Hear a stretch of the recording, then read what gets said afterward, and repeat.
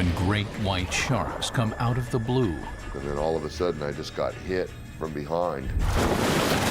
Yeah, he was thrashing, you know, just... Survivors are left with horrific stories to tell. The shark was shaking my board around like a dog with a bone. And I took a few strokes and then just realized that the water was red all around me and I was losing a lot of blood. This shark bite injury was a guillotine-type amputation in that it went straight through skin, muscle, and bone. There wasn't even a ragged edge. In places such as South Africa and California, just to swim in the sea is to risk an attack. It's like this paralyzing fear and you can't move. And it was like foam and blood and thrashing and you just couldn't see what was what and what was who. I just sat there and stared. But what do we actually know about great whites and why they attack humans? What can the survivors really tell us?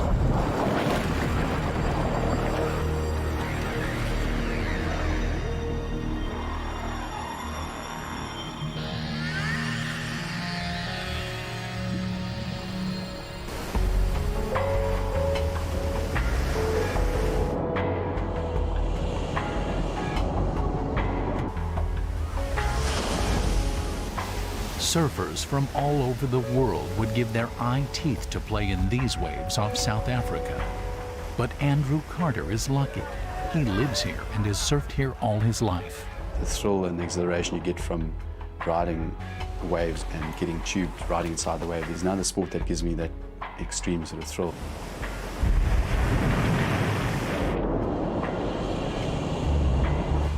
But one day, getting that thrill nearly killed him.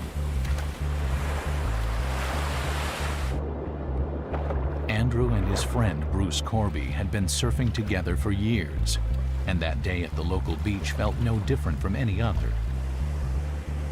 But it was different. We paddled out the back of the point together, and we were sort of probably surfing furthest out that day. We were right out the back. But the farther they got from shore, the closer they were to danger.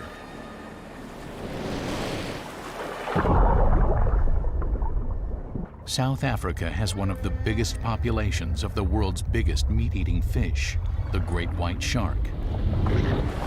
Andrew and Bruce were now over 300 feet out, and without realizing it, in great white territory.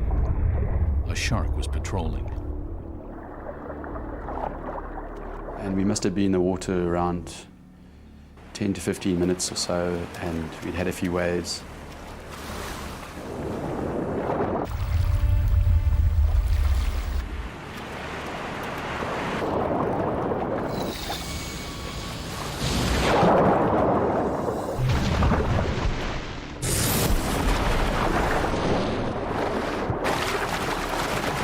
Just lifted me clean out the water and then pulled me down under the waves and shook me around. And when I came back at the surface, I obviously realized it was a big shark.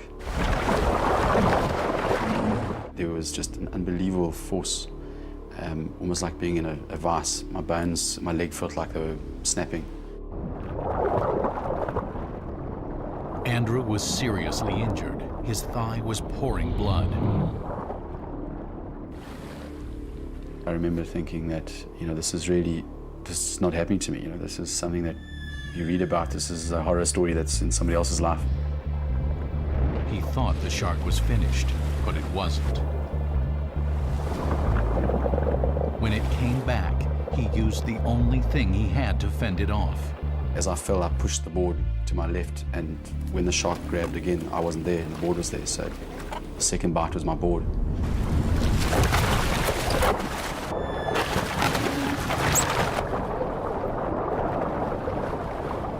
While Andrew and the shark wrestled over the surfboard, Bruce, nearly 100 feet away, was unaware of what was happening.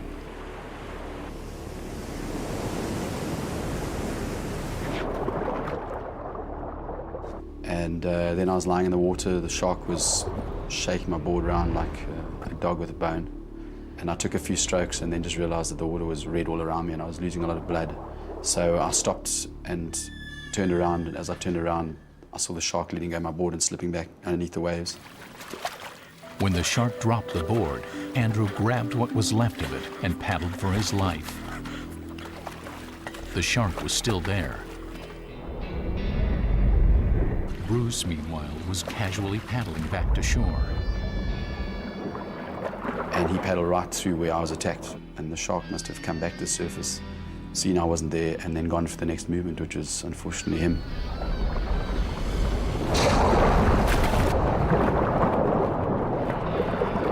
Pretty much swam right on top of him and then bit down and took his leg off in a bite. It was a horrible injury, but there was only one thing Bruce could do: keep paddling. He had over 300 feet to go. As for Andrew, I think even then, if I wasn't 100% sure whether I was going to live because I was losing so much blood, the shark bit me on probably the biggest piece of meat of my body, which is from my hip to my knee. And according to the doctors that did the operation, they said there wasn't any other place that could have bitten me. You know, if it had bitten me a bit lower, it would have taken the leg off. If it had bitten me a bit higher, it would have got internal organs. So I was incredibly lucky that it only got me in that position. and Bruce, I was lying on my back getting help by my friends, and I looked across, and a couple of meters away Bruce was lying getting help from other people as well, and he didn't look like he was in a good way. Bruce then passed out from loss of blood. They got his heart beating again, but he never regained consciousness. And this continued on in the car park until the ambulances came. And unfortunately, he was kept alive for 7 or 8 hours, but he had complete massive organ failure from loss of blood. And eventually, the early hours of the morning, he passed away.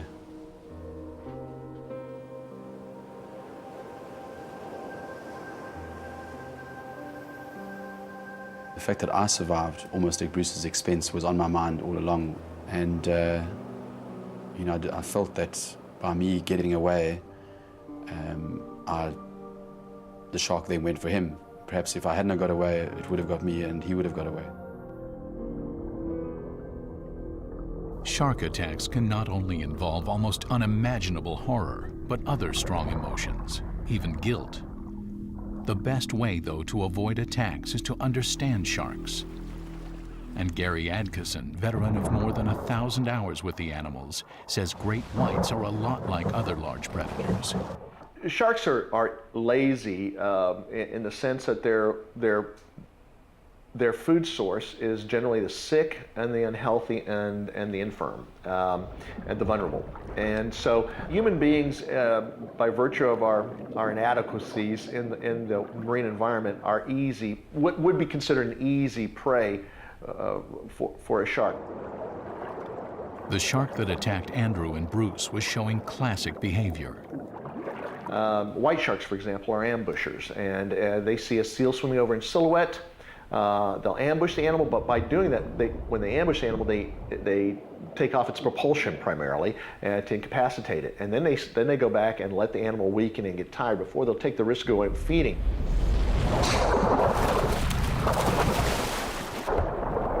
Just as a great white goes for a seal's tail or flippers, it targets a surfer's legs. Horrific stories about killer sharks stir primal fears. But can we be sure what a shark is always trying to do? Scientists are making surprising discoveries. People have misconceptions about the animals as being a significant danger to humanity, and so they have a tendency to demonize and mythologize and do all sorts of things. The reality is very different. An attack is an attack. The motive might not seem to matter, but it could, in fact, make a difference. The waters off Northern California, and commercial diver David Abernathy was about to go to work in an area with an abundance of great white sharks. That area was known for supposedly resident great whites in that area, but they're an elusive animal. You don't see them when you're diving. I kind of figured that we kind of spooked them with all of our compressor and the anchors and all the noises and clanging and stuff, and I just figured like it would be like, you know, a deer in the woods or something that would just run away from the noises and stuff, you know, but on the contrary. I'm ready.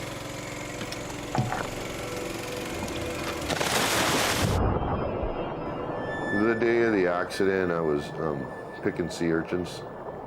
We weren't anchoring up, I was just jumping over the side with the boat drifting.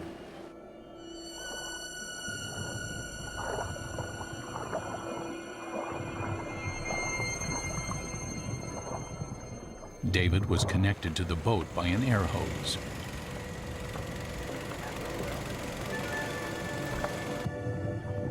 And despite all the disturbance that he assumed would deter sharks, a great white came to investigate.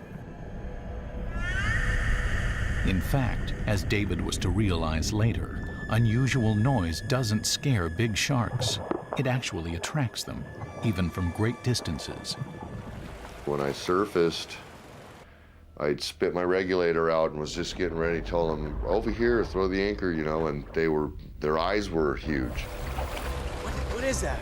And I didn't know what was up, and then all of a sudden I just got hit from behind.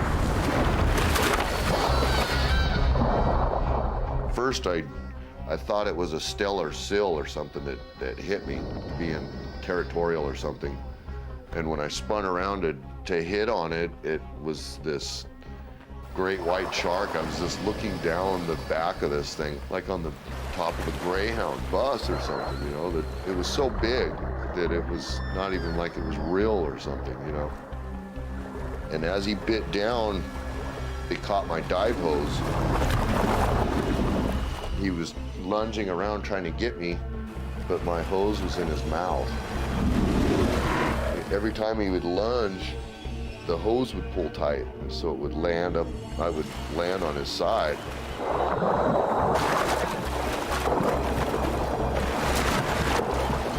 And the whole time the compressor was running, there was air pumping, he was gnawing on the dive hose, you know. There was nothing his friends on the boat could do but watch in horror. I felt really insignificant. Beating on it and everything, it was like just, you know, hitting on the side of a bus or something.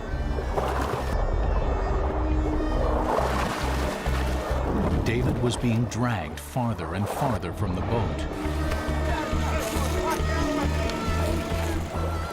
until the hose reached its limit at about 150 feet, and the shark finally stopped. Come and get me! Come and get me! Help!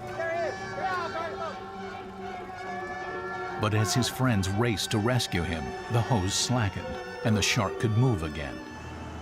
The shark coming back! And then they turned the boat and started racing over where I was at, and the shark dove with me and pulled me under because the boat was coming at him.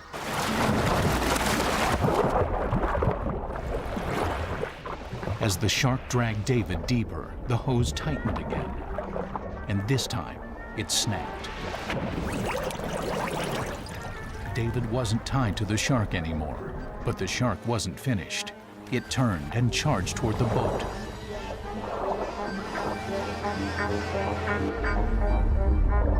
I thought I was dead.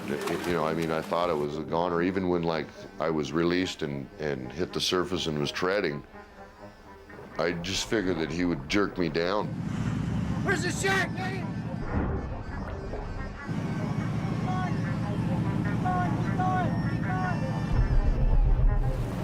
Okay. Eddie, you see him? Where is he?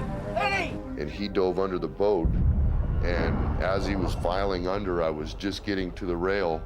The shark's coming back. Come on, come on. The shark was coming fast, but David was so tired he could hardly move.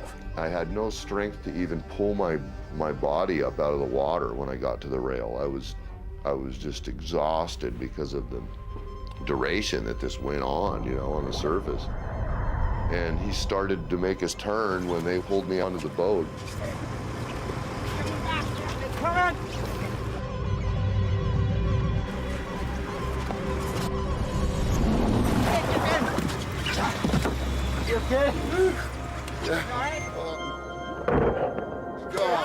Oh, I can't believe it. Oh, man. I'm whole. I had to keep looking at my everywhere on my body. You know, I just was amazed that I made it out of there without anything. I'm whole. I'm whole. It's a miracle.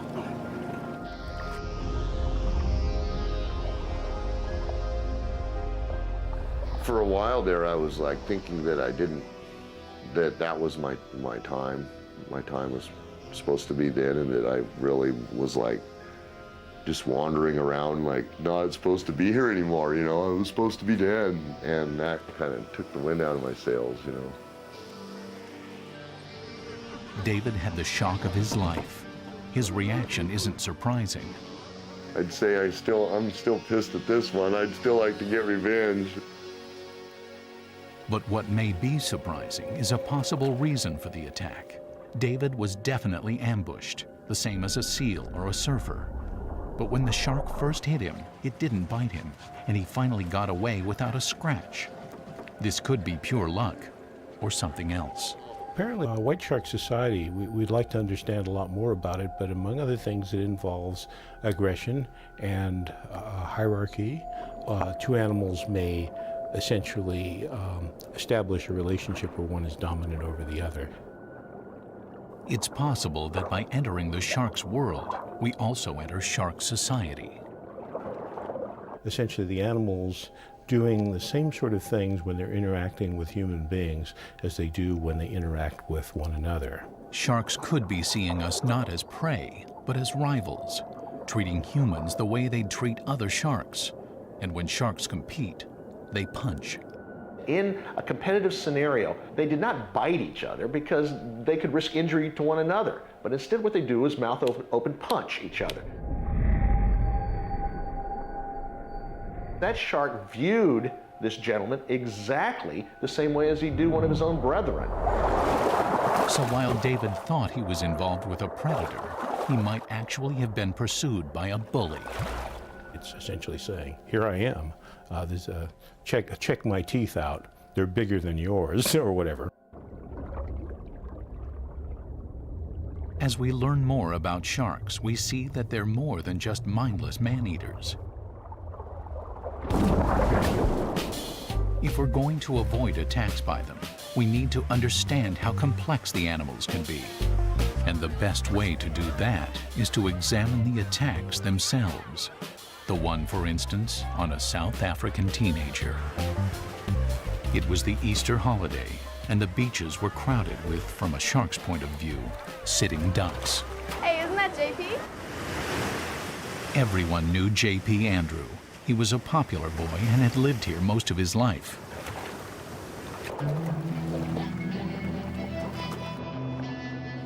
We were in there for about an hour and a bit. And right before it happened, we'd actually been thinking, oh, you know, we're going to get out soon and go and have lunch or something.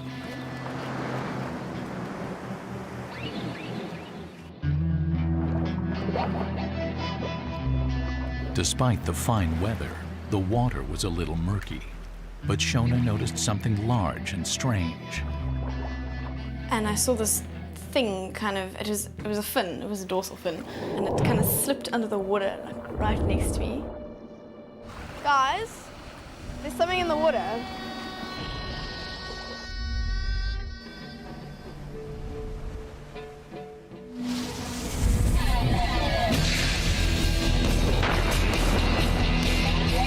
Shona's friend JP had been attacked by a great white shark. And it was like foam and blood and thrashing, and you couldn't see what was what and what was who. And I don't think it registered. I was in total disbelief. That's why I just sat there and stared. And I think I was just shocked. I think that was shark.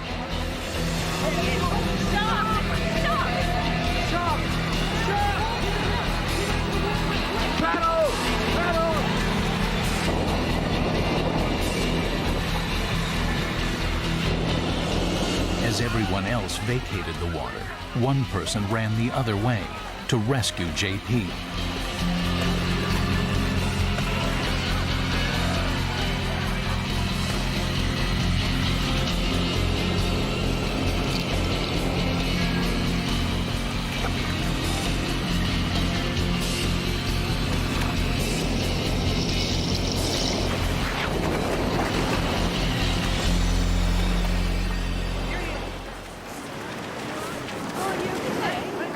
shark had bitten off JP's leg. Blood had drained from his body. 6, 4, 5, 6, 7, 8, 9, 10, 11, 12, 13, 14, 15. People on the beach tried to resuscitate JP, but couldn't get his heart started. I still can't get a pulse. It appeared he'd already bled to death. 2, 3, 4, 5, 6, 7, 8, 9, 10. But had he? In cases like this, there's a crucial 10 minutes between dying and reviving, and JP's story wasn't over yet.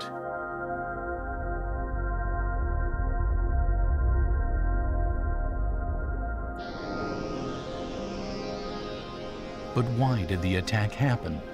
Was there something about the water that made it more likely? Did JP lose his leg because the water was murky? There's some simple key triggers to why an attack occurs, and one very simple one is clarity of the water. They can't see any better than you and I do. So if there's only a meter or less of visibility, that's what they see, just like us. And they don't want an injury any more than we do. They don't want to take on something that can viciously fight back. Sharks they're not risk takers. They don't want to get hurt. They're going to take their time, and if they don't understand what something is, they're not going to mess with it. So when a shark in cloudy water sees only a vague shape, it has to test it somehow. They can't flip or something to see what it is. Their hand is their mouth, and so they mouth it. He's got great taste buds in back of his teeth, so he can immediately determine whether or not it's something edible or on the food chain. It was probably just trying to work out what kind of animal JP was. They're so big and powerful, when they mouth something that they think it's a source of food, it's pretty devastating. The trauma is pretty devastating. Cautious testing isn't part of our assumptions about a mindless killer. And it's not much comfort either to the object of the test. I can't find a pulse. By the time the ambulance arrived, JP had been given up for dead.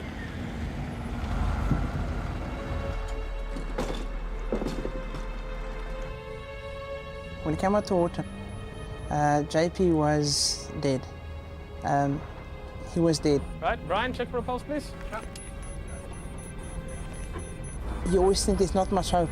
Mark, just make sure. I think I feel a faint pulse, but I'm not too sure, please. Mario, please pull over. We need to check for a pulse. Okay, right. And then all of a sudden, just out of nowhere, he actually decided himself, I don't know how, but he got a pulse back. Excellent, we got a pulse. Mario, you can continue again. Pass the phone to me, please. But there wasn't much blood for his heart to pump. JP was still on the edge of death. Right, we've got a 15-year-old male shark attack victim on Muizenberg Beach. He had his right lower leg amputated by the shark completely. Did he have a lot of blood loss?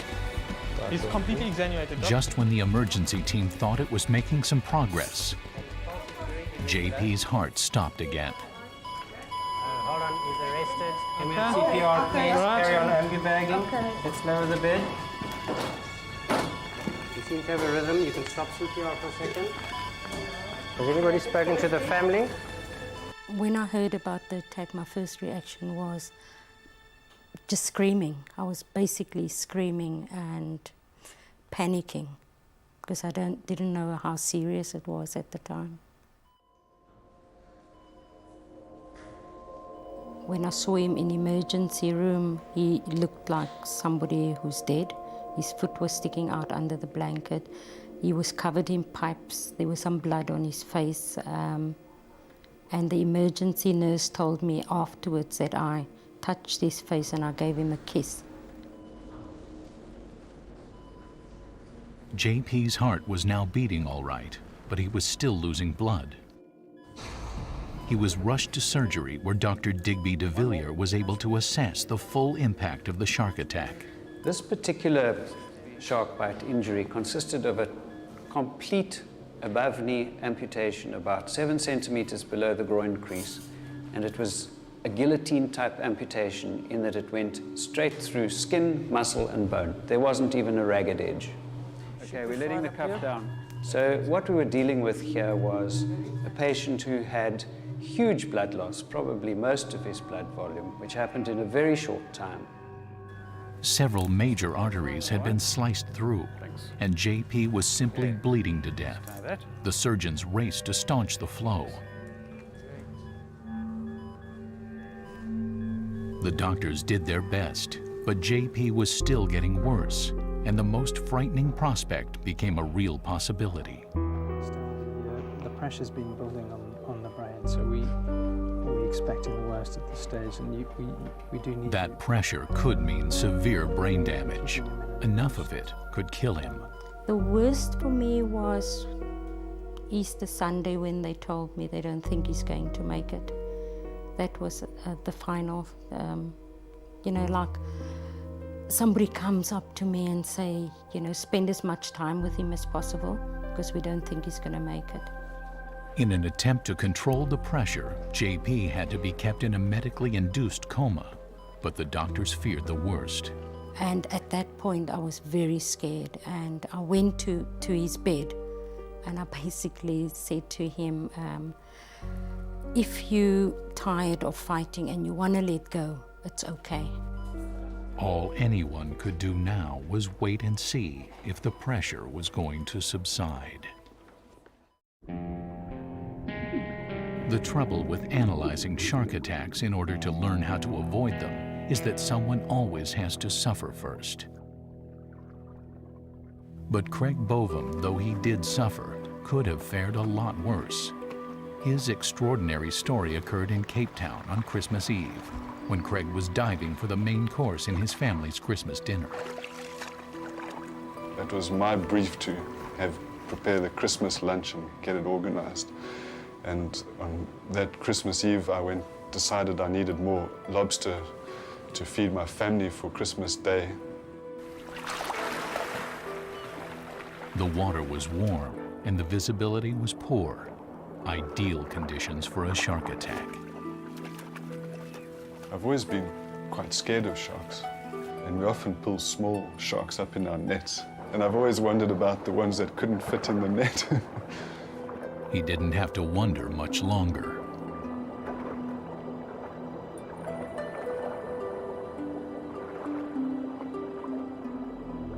I was on my way up when I saw what I mistook for a whale above me. It was no whale. It was a shark, and it was coming straight at him. The shark came in closer to me and eventually ended up swimming parallel to me with its pectoral fin right under my chest, and I was trying not to touch it.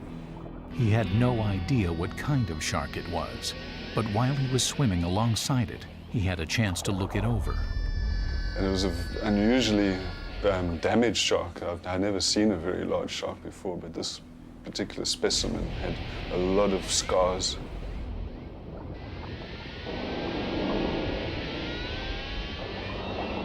It was extremely close, and I was also trying to work out what to do, whether I should be aggressive towards it and whether it would then just react and bite me.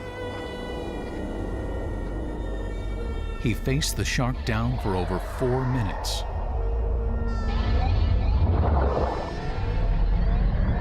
And then it swam away. Was it gone? Craig knew that was too much to hope for. Then I really got scared because I didn't know if he was going to come straight out of the darkness and hit me.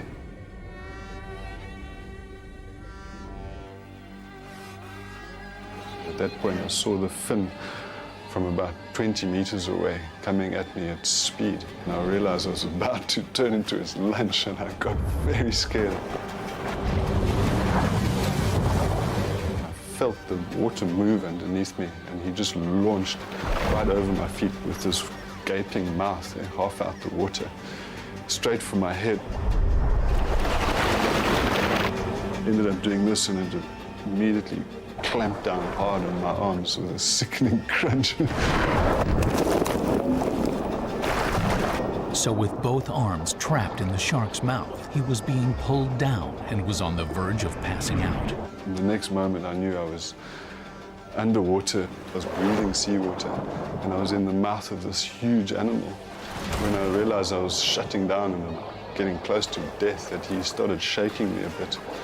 I woke up and realized I had to fight myself out of the situation if I ever wanted to see my kids. I became emotional about seeing my children again. His only chance was to fight back. I gave him a few knees in the gut, which he seemed to respond to, and then I banged him with my mask on his forehead. The mask came adrift, and I fought until I felt I could get my hand out, and I pulled on my right arm until it came out. And all I saw was that the stump of my arm, and I thought I'd left my hand in his stomach, and I said to myself, I can deal with this. I started working on the other one, and eventually he tore away from me. Craig had pulled himself free. Now he had to beat the shark to shore.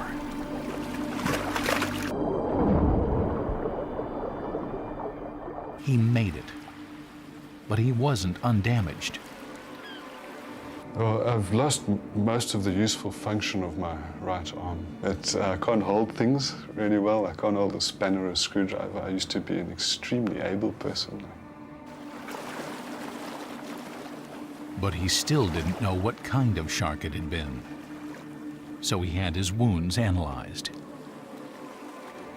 The tooth impressions on my arm are very far apart, and that is basically how you can discern a great white's bite, is because its teeth are much larger than any of the other sharks. Mine have approximately 50 to 55 millimeter intervals between the center of the tooth, which, from what I've been told, would explain that this was a shark anywhere between 4.5 and 5.5 meters. In fact, a great white that size could have torn him to pieces. It had enough strength in its jaws to crush metal, and it would have been no problem just to yank Craig's arms off. But it didn't do that. Why not? What do we need to know about shark psychology? Quite often they give a bite that is minimal. That is, they can do a lot more damage, but don't. They can hold on and they can release you, and this is often the case. At least with the white shark, there's evidence that they have very fine control over this. There have been a few people that have been essentially grabbed very lightly by the sharks and just carried along for a bit and then released. They can just grip something without, even without their teeth going through it. From Craig's point of view, it had been a desperate fight for his life. But how did the shark view it? Subduing Craig, eating him even, would have been a matter of a little more jaw pressure. But it didn't apply that. And when Craig struggled, it just let him go. If you happen to be in its place, in its face, so to speak, and the animal is going to be assertive, one of the things it can do is use biting for asserting itself. It may be limited biting, but on the other hand, it's enough to possibly give you serious injuries, but not the sort of injuries if it actually completed its bite and really ripped at you, in which case it might tear you limb from limb. Craig was lucky to be alive. JP was still alive, but still in a medically induced coma. For 10 days, the doctors battled to prevent brain damage. They finally brought the pressure on his brain under control, but by then it might have been too late. The only way to find out was to wake him up. Estelle, JP's mother, had to prepare herself. I had to accept that the accident had happened and that I couldn't control it, I can't reverse it. And I think basically what I was thinking was I've just got to be strong and be there when he wakes up. So that kept me going, actually, yeah, knowing that I have to be there for him. To try and get a response, Estelle played JP's favorite music.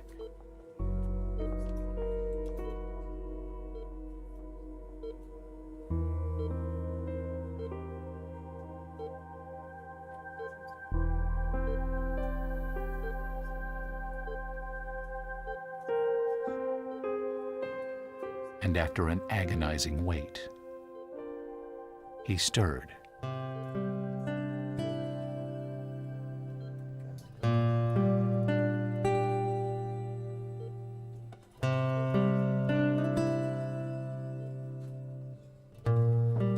knew JP was going to be okay when he, at first, when his father was talking to him and saying, shall I sing for you? And because he had the tracheostomy in, he couldn't speak. And he was just like shaking his head and saying, no, no. And we just knew he's going to be okay. He'd been clinically dead twice. He'd lost a leg and all his blood. And for 10 days had been in a coma, almost sure to have suffered brain damage. But his brain was fine. He did recover. Everything about that whole, in hospital thing is very, very misty, you know, because they gave me a lot of drugs. The horror of the attack was other people's horror. He himself can't remember. Well, seeing as I lost all my blood, in the attack, apparently some of my brain cells died, and so I can't actually remember anything about the day except for crossing over the railway lines to go to the beach.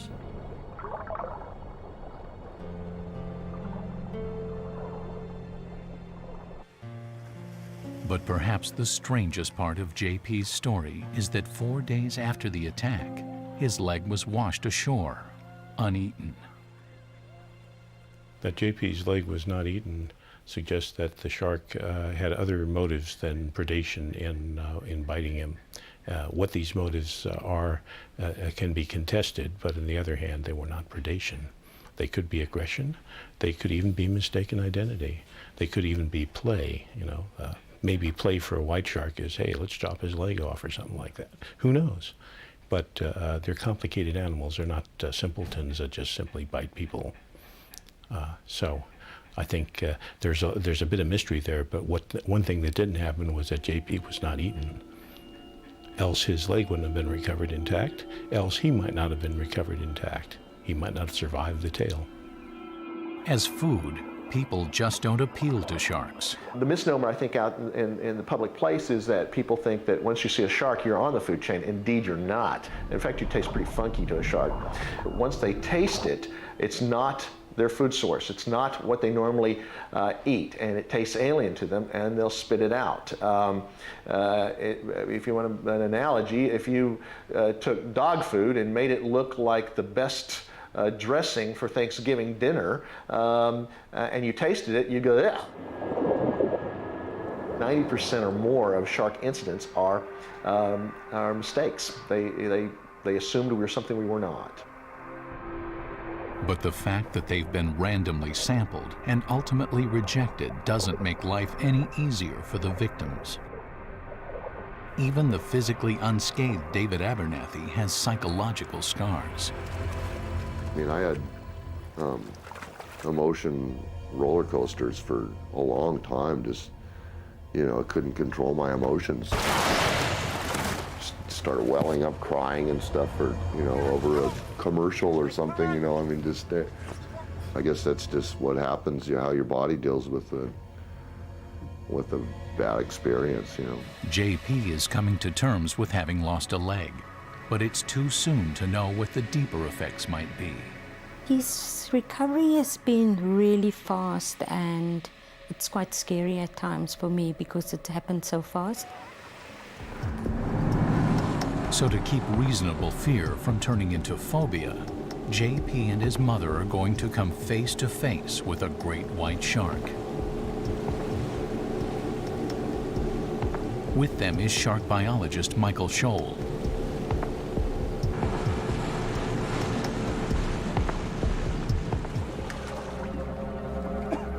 They set the bait and wait for a shark.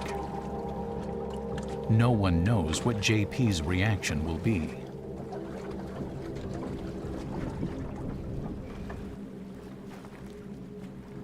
After 3 hours, a great white finally turns up.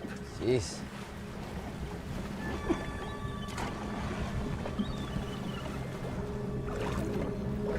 How big would you say that one is?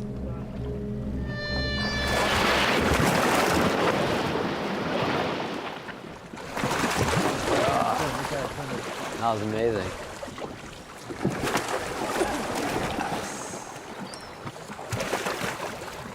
That was so cool. Individual sharks can be identified by the peculiarities of their fins. That's more than 1,000 just in this bay, but they come and go. The sharks around here are not here for very long, so you've got new sharks coming into the area every day and sharks leaving again. False Bay is less than 100 kilometers away, Mossel Bay is less than 300 kilometers away. They can move between those bays within a matter of days. Almost certainly, there's no such thing as a single rogue shark. I don't think there's any resident white sharks anywhere really in the world. They all, in certain areas, they might stay longer than in others, but they all move out of the area after a while. The shark that attacked JP is now probably far away from the scene. Chances are it was just passing through, and having done it once and not liked it, probably won't want to sample human flesh again. Neither it nor any other shark is a menacing, vengeful Jaws. Well, now that I've seen them properly in the wild, they seem less threatening because, I don't know, they just have like a calmness to them. They don't look like they're, you know, hungry, looking for something to kill, you know. They look like... Every day there are great whites around and thousands of people in the water. The minute number of attacks is evidence in itself that the sharks don't live up to their legend.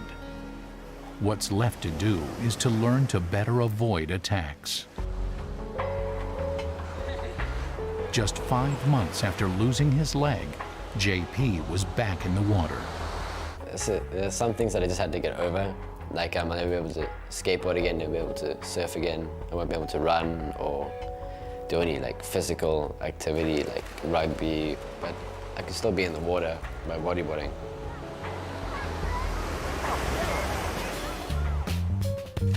Craig is now campaigning for responsible shark tourism. Andrew is still surfing in South Africa. I'm ready. And David is still diving in California. For these Sharkbite survivors, life is to be treasured.